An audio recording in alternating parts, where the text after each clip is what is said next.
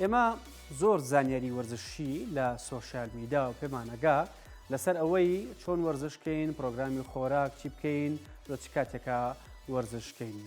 سپۆرت مەگەزین هەمیشە بە دوای ئەوانە گەڕاوە کە زانیارە دروستەکان بە خەڵکی ئەگەێنن و بە زمانێکی سادە تێتانەگەێنن و تێمانەگەێنن کە پێویستە چۆن ستایلی ژیانمان ڕێکخینەوە. ڕێباز محەممەد عەلی یەکێکە لە ڕاهێنەرە وەرزشیەکان کە لە ئێستا لە ئەمریکایە. ڕێباز هەمیشە لە سۆشیال میدیاوە زانیاری سەرنجڕاکێش بڵاوەکاتەوە و بە تایبەتی زانیاری لەسەر زانیاریەکانی وەرزشی و خواردن و مەشقکردن لە هۆڵەکانی وەرزشیە. کۆمەڵێک زانیاری لە ڕێبازەوە گوێویستە بین و بەم زوانە لە کورساتەوە لە پرۆگرامێکی تایبەتە ڕێباز زۆرترین زانیاری لە سپۆرت مەگەزینەوە ئەگەیەنێ بە ئێوە. ئێستاش بە کۆمەڵێک لە زانیاریەکانی ڕێباز گوێبیست بین. کێشێکەمە و زەعیف دەرەکەی، بەڵام ڕێژەی چەوری بەرزە لە لەشتا بە تایبەتی لە ناوچەی کەمەر و سنگ. هۆکار و چارەسەری ئەمە چییە؟ ئەم شێوازی لە شە بەسکینی فاتواتە زەعیف و چەور ناسراوە، بەڵام هۆکارەکەی زۆری ڕێژەی چەوری نییە، بەڵکو کەمی ڕێژەی ماسوولکەوە ئاکات و شەم حاڵەتە بی. بڕی پێویستی ماسوولکە لە لەشا بێجگە لە سوود و گرنگەکەی واکە پەیکەری لەشە جوانتر دەرکەوێت و بە کەمبوونەوەشی بە ئاسانی ڕێژەی چەوری لەشە بەرزە بێتەوە. چارەسەر بۆ ئەم حاڵەتە یەکەم کالۆری ئەوەنە وەربگرێکە کێشی لە شێبەجێگیری بمێنێتەوە، بەڵام شێوازی خواردنەکە بگۆڕە بۆ باشتر. و ڕێژەی پرۆتین لە خواردنەکان تا بەرزکەرەوە لانی کەم 1.8 گرام بۆ هەر کیلۆیەک لە کێشی لەش ڕۆژانە. و ئەگەر نازانی ڕۆژانە پێویستی بە چەند کالۆریە بگەڕێرەوە بۆ ڤیدۆکانی پێشتر. دووهەم کاکی ڕاهێنەرۆک بە زمانی خۆتان ئەڵێن لە سەرەتاوە ئەم کەسە تەحویل مەکە سەر جیهازی ڕاکردن و کاردیۆ. بە پێچەوانەوە ڕاهێنانی ئاسن بە کێشی قورس هەفتەی 3 تا 5 ڕۆژ چارەسەرە بۆ زیادکردنی ڕێژەی ماسوولکەی کەسەکە. ئەمە تاقیبکەرەوە بۆ ماوەی 8 بۆ 12 هەفتە، ئەنجا بزانە گۆڕانکاریەکان چۆنە بێت. پاشان لێرەوە بیەماڕی لەشێ بەرزە بێتەوە بەهۆی بەرزبوونەوەی بارستایی وشک یاخود ماسوولکە. ئەمە ژواتە بەرزکردنەوەی ڕێژەی TDEE کەسەکە. و لێرەوە توانی هەوڵی کەمکردنەوەی ڕێژەی چەوری لەش بی بۆ ماوەی 4 تا 6 هەفتە بە کەمکردنەوەی تەنها 250 بۆ 400 کالۆری ڕۆژانە. و چەند جارێک ئەم کردارە دووبارە پەرە تاگەیتە ئەو ئامانجی خۆ دەتەوێت. ئەوەی ماوە لە سەرەتاوە تەرەکردنی کاربۆهایدرات و کەمکردنەوەی کالۆری و ئەنجامدانی تەدریبی ورگ و کاریۆ بە بەردەوامی ئەوەنەی تر وەزعەکە بۆ نالەبارێکاوەبی بە دۆدرمەی تواوە. ئەمانە کۆمەڵێشتی بێبنەمان کە تا ئێستش بازاڕیان گەرمەوە، بەڵام تەواو بێسوودن. چاو قاوەی زەعیفی نوترس ئۆزەمپیک و هەر شتێک بە ناوی تاواکەری خۆراکیەوە بفرۆشر بۆ زەعیفی و ڕێگە پێدراو بێت. گلوتامین بۆ بڵوتن و BCAA بۆ ساڕێژبوونەوەی ماسوولکە.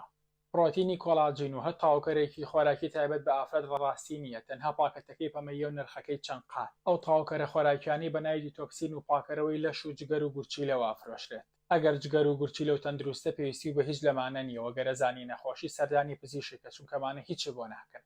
هەر جۆرە فەحسێک پێ بڵێ بە چ جۆرە خواردنێک قەڵەوە بیت. ئەو تەرازوانەی ڕێژەی ماسوولکە و چەوری لەشە بۆ دیاریەکە. هەچ پرۆگرامێکی خۆراکی بە ناوی جیاجیا بۆ ئەوەی کێشێکم کەیت بێ ئەوەی کالۆری کەمکەیتەوە. هەژ ڕاهێنانێک یاخود دەرمانێک بۆ لابردنی چەوری شوێنێکی دیاریکرا وەک ورگ یا قۆڵ بوونی نییە. هەژ ڕاهێنانێک یاخود کاردیۆ وەک جیهازی ڕاکردن ژمارەیەکی بۆ دیاری کرد بێت و پێوڵێمە زۆر میفات بێرنە. لە کۆتاییە کاتی یاریزانی لە جوانینی بۆ پاڵەوانێتی ڕاهێنەرەکە و لە کاتی کۆرزدانان سەری لەشتەکە بۆ هەردوو ڕەگەز. ئەمە یعنی سفر و هیچ بەدەستەوە. ئەگەرش زانی شتێکم بیرچۆ تۆش بە کۆمنتێ بۆی زیاکە. ئەتەوێت کێشکەم کە یا ڕێژەی چەوری دوو ئامانجی جیاواز.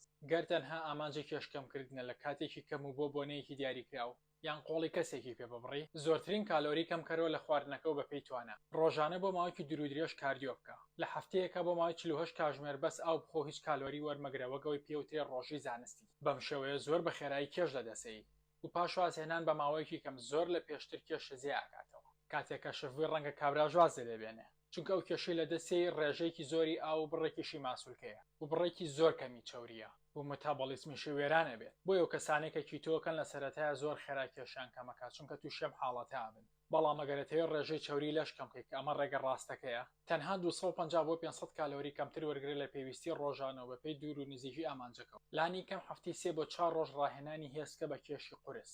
هەوڵ بە ڕێژەی پرۆتین لە خواردنەکان تا بەرزکەرەوە، هەروەها ئاوی پێویست بخۆرەوە ڕۆژانە. خەوێکی ڕێک کۆنتڕۆڵکردنی لایەنی دەرونی و سترێس کارەکە زۆر بۆ ئاسانترەکە. لە هەمووی گرنگتر ئەم جۆرە کاریگەریەکەی درێژخایەنە.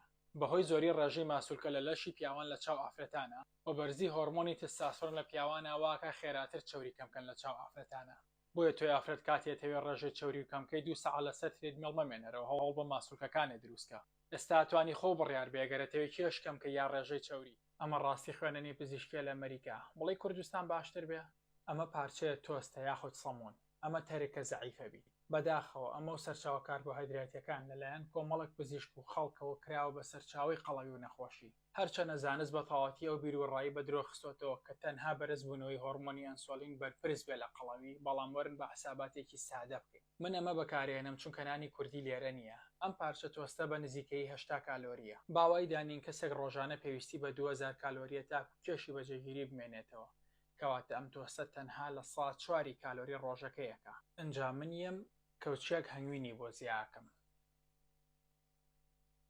هەرچەنە زۆر کەس بە شەکرەڵەن زەهر، بەڵام لەم کاتەیە تۆستەکە بوو بە 140 کالۆری، واتە تەنها لە 170 کالۆری هەموو ڕۆژەکە، گەشتە لە 190 ماوەتەوە. ئەگەر گریمانەوەی کردمان تەندروست نەبێت کەواژ نییە، گرنگەوەی دڵخۆشە بین چونکە زۆربەمان حەزمان لە کاربۆهایدراتە. بۆیە شەر نییە و خواردنانەی ڕۆژانەی خۆین 100% تەندروست بێت. بۆیە کاتێ پزیشکێ پێت هەڵێ لە ساسە کاربۆهایدرات تەرێک کە بۆی قەڵەونەوی بزانە پسپۆڕەکەی چییە، چونکە پزیشکیش کۆمەڵە پسپۆڕی جیاوازی هەیە و شەر نییە شارەزای خۆراک بێت. ئەمە ڕاستی خوێننی پزیشکی